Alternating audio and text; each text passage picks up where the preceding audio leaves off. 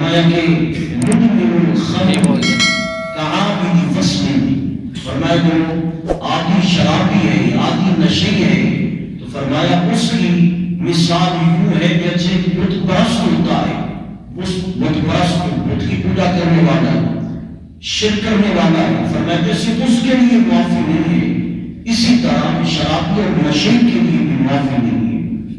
متشم سامع و حاضرین، یہ آخرت کے نقصان ہے کہ شرابی اور نشے کی آخرت، اس کے اندر اسے ناکامی کا سامنا، اس کو عذاب دیکھنا پڑے گا، اس کے اندر خدا رسول کی ناراضگی دیکھنا پڑے گی۔ جیسے شراب پینا حرام ہے، اسی طرح شراب کا کاروبار کرنا، اس کو بیچنا، اس کو بنانا، جتنے بھی وہ مرحلات ہیں، شعبات ہیں شراب کے متعلق، وہ سارے حرام ہیں۔ آخر جہاں ایک حدیث میں 10 افراد کے بارے فرمایا لعن اللہ، ان پر اللہ کی لعنت ہے، لعن رسول اللہ، فرمایا ان افراد پر رسول اللہ کی لعنت ہے۔ یا رسول اللہ کون لوگ؟ آپ نے آگے لوگ گنوائے، فرمایا عاصرہ، وہ شخص جو شراب بنا رہا ہے، یعنی کاریگر، آگے فرمایا معتصرہ، وہ شخص جس کے لیے شراب بنائی جا رہی ہے، وہ بٹی کا مالک، وہ فیکٹری کا آنر، جس کے لیے اس کے کاریگر وہ شراب بنا رہے ہیں، فرمایا اس مالک کے اوپر بھی اللہ کی لعنت ہے۔ اور آگے ارشاد فرمایا حاملہ، وہ جو اس فیکٹری اور اس بٹی سے شراب لے کر مارکیٹ میں بازار میں جاتا ہے، لوڈنگ کرنے والی، فرمایا ان پر بھی اللہ کی لعنت۔ آگے فرمایا والمحمولۃ الیہ، اور وہ دکان کا مالک، دکاندار جس کے پاس وہ شراب پہنچائی جا رہی ہے آگے بیچنے کے لیے، فرمایا اس دکاندار پر بھی اللہ کی لعنت۔ آگے فرمایا ساقیہ، یہ جو شراب پلاتا ہے بنا کے، اور لوگ بھی جو بھی اس طرح کی جگہ ہوتی ہیں جو پلانے والے ہوتے ہیں، جو وہاں ملازمین ہوتے ہیں، جو اس طرح کی خدمت سر انجام دیتے ہیں، فرمایا ان پر بھی اللہ کی لعنت۔ اور آگے فرمایا شاربہ، وہ خود یہ شراب پی رہا ہے، یہ نشہ کر رہا ہے، اس پر بھی اللہ کی لعنت۔ متشم سامع و حاضرین، اگر ہم دنیا داری کے نشے کے، شراب کے نقصانات دیکھیں تو یہ ایک ایسا عنوان اور ایسی بات ہے جو کسی سے بھی چھپی ڈھکی نہیں ہے کہ شراب کے کیا نقصان ہے۔ یہ شراب کے نشہ ایک ایسی وبال اور ایسی وبال ہے اور ایک ایسی لت ہے جس نے گھروں کی گھر اجاڑ دی، جو کہ نشے ہی ہوتا ہے۔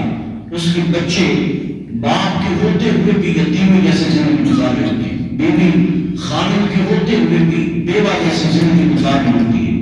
یہ نشے، یہ شرابی جل کے برتن تک بیچ دیتا ہے، دنیا میں ذلیل و رسوا بنتا ہے، اور وہ ایک قابل طرح زندگی گزار رہا ہوتا ہے، قابل رحم زندگی گزار رہا ہوتا ہے۔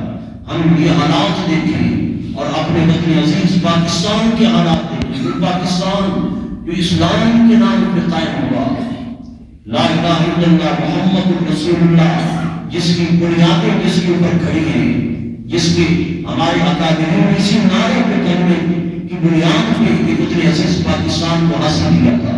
اب آپ پاکستان میں شراب کا جرم کا استعمال دیکھ لیں، ہمارا کوئی شادی بیاہ، ہمارا کوئی قومی تہوار شراب سے خالی نہیں ہوتا، معذرت سے ہمارے کتنے بڑے فنکشن ہوتے ہیں، ہمارے ہمارا بڑے بڑے افسر اس کے اندر اس چیز کو بڑے شوق سے اس چیز کو نوش کرتے ہیں، اور شراب ان معاملات میں پانی کی طرح بہائی جاتی ہے۔ صرف پاکستان میں پچھلے دنوں میں رپورٹ ہے کہ 70 لاکھ کے قریب لوگ پاکستان میں شرابی اور نشے ہیں۔ تو ہم کہاں جا رہے ہیں؟ ہمارا پاکستان کہاں کھڑا ہے؟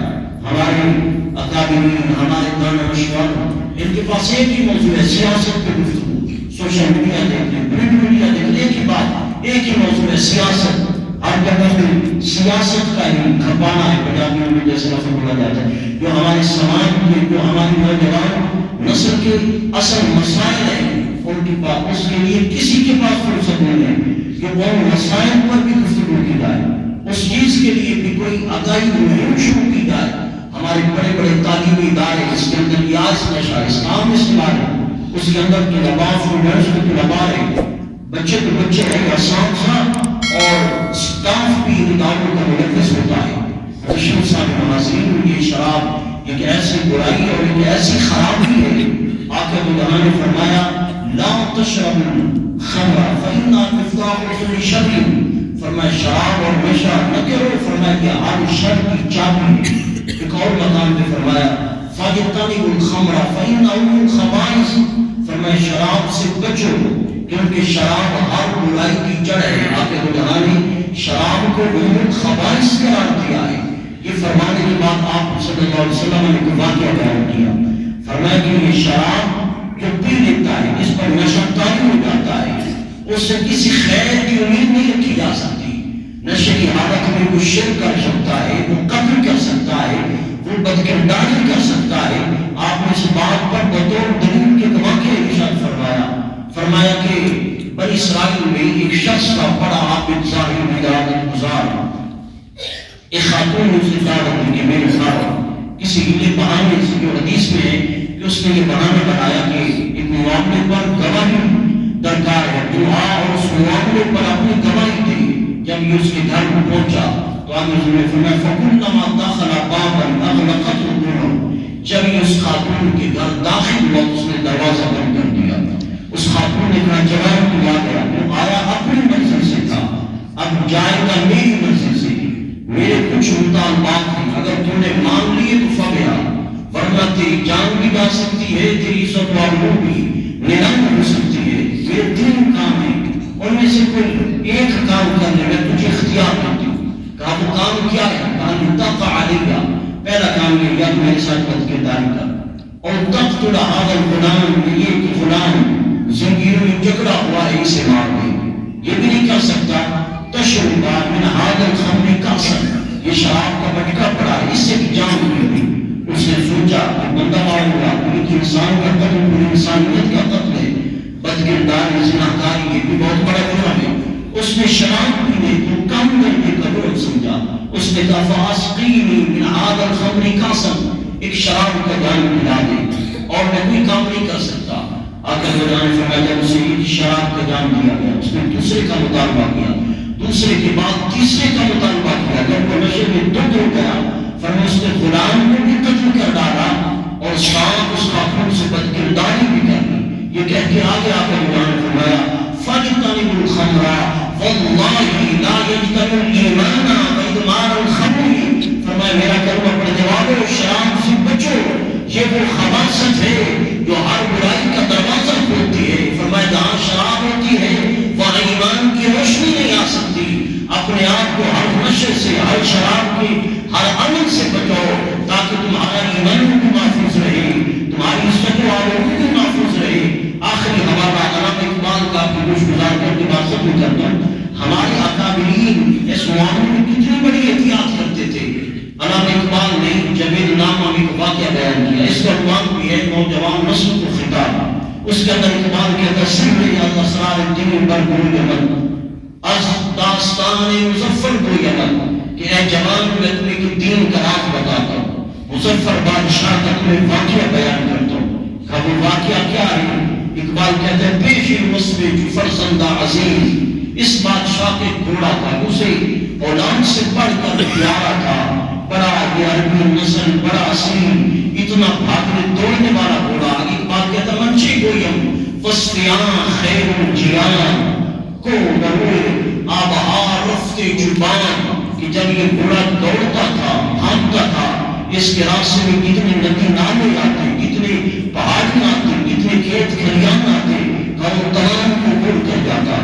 ایک دن اللہ کا کرنا ایسا ہوا کہ اس گھوڑے کے پیٹ میں درد اٹھا، کر بطار علاج الشراب، جو بادشاہ کا شاہی حکیم تھا، طبیب تھا، اس نے 2-4 قطرے اس گھوڑے کو پلا دیے۔ اب گھوڑا وہ مکلف نہیں، اور بطور علاج کے اس گھوڑے کو شراب پلائی گئی۔ اقبال آگے کہتا ہے شاہیت بھی دیگر عام بکران خاص، کہا جب بادشاہ نے دیکھا کہ یہ گھوڑا اس کے پیٹ میں شراب کے قطرے چلے گئے، حالانکہ وہ گھوڑا اسے اولاد سے بڑھ کر پیارا تھا، اس کا بڑا قیمتی عمدہ گھوڑا، عربی نسل گھوڑا۔ بادشاہ نے کہا مجھے یہ گھوڑا نہیں چاہیے، میں مرتا مر جاؤں گا، اس گھوڑے پہ سواری نہیں کروں گا، کیونکہ اس گھوڑے کے پیٹ میں شراب کے چند قطرے چلے گئے ہیں۔ آگے اقبال نے کہا، اقبال کہتا ہے کہ اے ترا بخشد خدائے قلب و جگر طاعت مرد مسلمان نگر، کہا میری ملت کے جوان اس بادشاہ کو دے، اس کے ذوق کو دے، اس کے تقویٰ کو دے، جس جان جانور کے پیٹ میں شراب کے 2 قطرے چلے گئے، اس کی سواری اس بادشاہ نے ترک کر دی۔ اے میرے ملت کے جوان، تیرے پیٹ میں شراب جا رہی ہے، پھر بھی تو سمجھتا ہے کہ میں اس ملت کی ترقیوں کے راستے پہ سے گامزن کروں گا، میں اللہ رسول کی نگاہوں میں مقام پاؤں گا۔ کہا نہیں، اونچا مقام اللہ رسول کی نظر میں چاہتا ہے، شراب کو ترک کر دے۔ اس نشے، یہ جو لعنت ہے، اس کو 1000 طلاقیں دے کے اپنے آپ کو سے جدا کر لے۔ دعا ہے اللہ میری ملت اسلامیہ کو نشے جیسی ایک لعنت سے محفوظ فرمائے۔